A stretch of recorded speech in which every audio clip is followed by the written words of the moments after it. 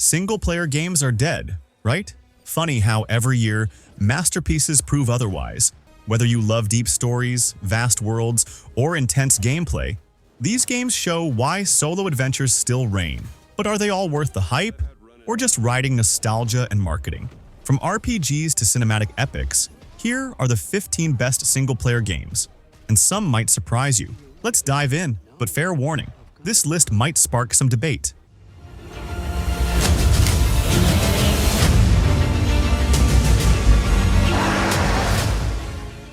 From the creators of Fallout, New Vegas and Pentiment comes Avowed, a vibrant fantasy RPG some call Skyrim-light. But is that really a bad thing? As an emissary of the Aedaran Empire, you venture into the untamed living lands, a lawless frontier where survival is never guaranteed. But here's the real question. Can a bite-sized RPG stand out in a genre dominated by massive open worlds? It boasts character customization and companion recruitment. But will Avowed be a standout adventure or just another forgettable Game Pass filler? Of humanity's thoughts and beliefs, scattered and buried. Just waiting to be found. Think Indiana Jones means high-speed chases and all-out action? Think again. The Great Circle trades guns-blazing combat for stealth, puzzles, and, get this, throwing random objects at enemies. Bold design choice or a letdown? One thing's for sure, the tomb raiding and puzzles are top-notch, and Troy Baker's performance adds to the experience. But does this slower, immersive approach make for a better indie game? Or are we missing the true Indiana Jones fantasy?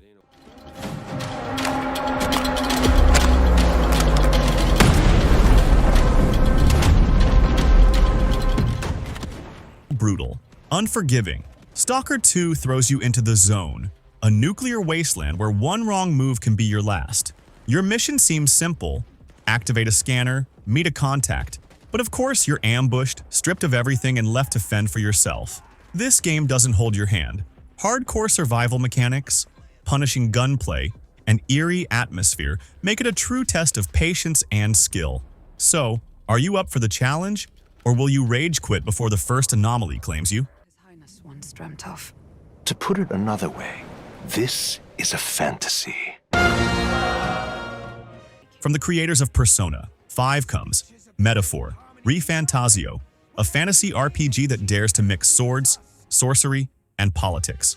Set in a kingdom teetering on the edge of chaos, it blends stylish turn-based combat with deep political intrigue. Sounds ambitious, but is it too ambitious?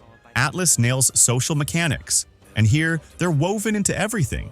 But does the focus on political drama make for a fresh RPG, or will it alienate fans who just want an epic adventure? One thing's certain, this isn't your average medieval fantasy.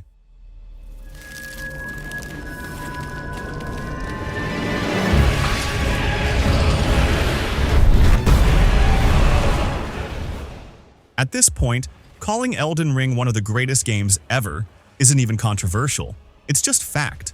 From Software's masterpiece blends brutal Dark Souls-style combat with seamless open-world exploration, creating an experience that feels both punishing and rewarding. But here's the real debate. Is it too big? Some argue its vastness dilutes the tight, methodical pacing that made previous From Software games so special. So, did Elden Ring perfect the formula, or prove that bigger isn't always better?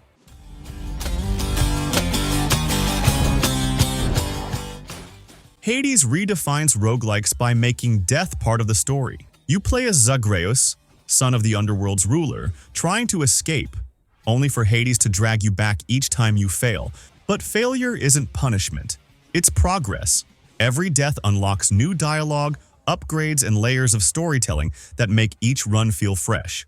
With fast, customizable combat and stunning art direction, it's no surprise this game became a genre favorite. But here's the real debate. Does Hades stand as the best roguelike ever, or is it just the most accessible one? Make our games bigger, more complex, deeply engaging. Come on, V. Let's get you home. Cyberpunk 2077's journey from disaster to redemption is legendary.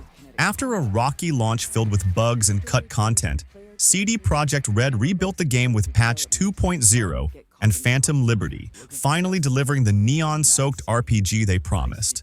The revamped perks, AI, and new expansion breathe new life into Night City, making it the immersive sci-fi playground it was meant to be. But the question remains, should we forgive its past mistakes, or are we simply starved for a great cyberpunk RPG? You know I won't. Here we go. Rebirth takes everything great about Final Fantasy VII Remake and cranks it up, expanding the world, deepening the combat, and pushing the story in bold new directions. The beloved cast returns, but the game isn't afraid to rewrite history. Some fans love the reimagined narrative, while others worry it strays too far from the original. Are these changes enriching the story or taking too many liberties? With so much new content, does Rebirth improve upon its predecessor, or is it slowing down the adventure? Find out what it is that makes him invincible so we can strip him of his advantage. Baldur's Gate 3 is the closest thing to a perfect RPG we've seen in years. Deep role-playing, tactical turn-based combat, and characters that feel genuinely alive. It's everything Dungeons & Dragons fans could want. Every choice feels meaningful, and the sheer level of player freedom is staggering. But has this game set the bar too high? Some players find its complexity overwhelming, while others believe it's the gold standard for the genre moving forward. Should all RPGs aim for this level of depth, or is Baldur's Gate 3 an outlier?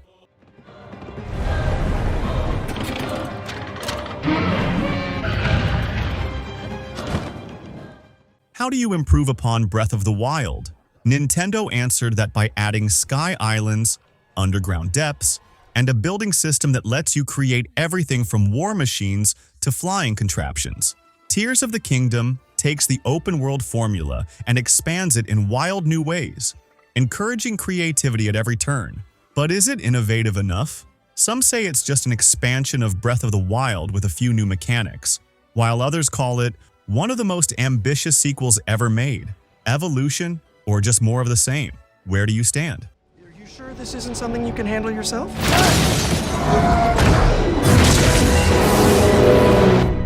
I'm sure.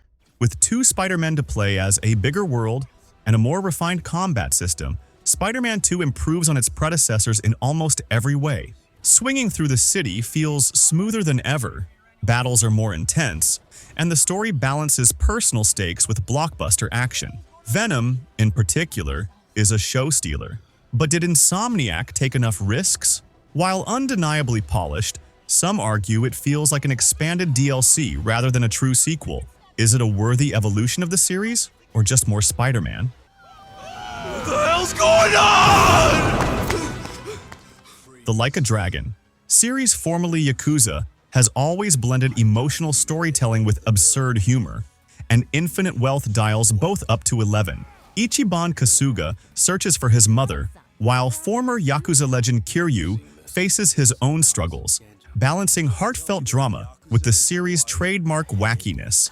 One moment, you're in an emotional cutscene. The next, you're surfing across Hawaii on a giant tuna. But is this entry accessible enough for newcomers, or does it rely too much on past games? Can Infinite Wealth capture new fans, or is it made purely for longtime followers? It seamlessly blends story with action. Arthur, let's go, quick! Calling. Red Dead Redemption 2. A mere game feels like an understatement. It's an experience. Rockstar crafted one of the most immersive open worlds ever, filled with rich storytelling, complex characters, and a level of detail few games can match. Arthur Morgan's journey is both epic and deeply personal, making every choice feel weighty. But let's talk pacing. Some players find its slow, methodical storytelling a masterpiece, while others see it as tedious. Does its realism enhance immersion, or does it bog the game down? A masterpiece or just too much game? It's right up your alley. The victim was one of their own. Alan Wake 2 is a survival horror, a psychological thriller, and a mind-bending narrative experiment all at once. Remedy delivers an intense, atmospheric story that switches between FBI agent Saga Anderson and the tormented writer Alan Wake, blending detective work with terrifying encounters.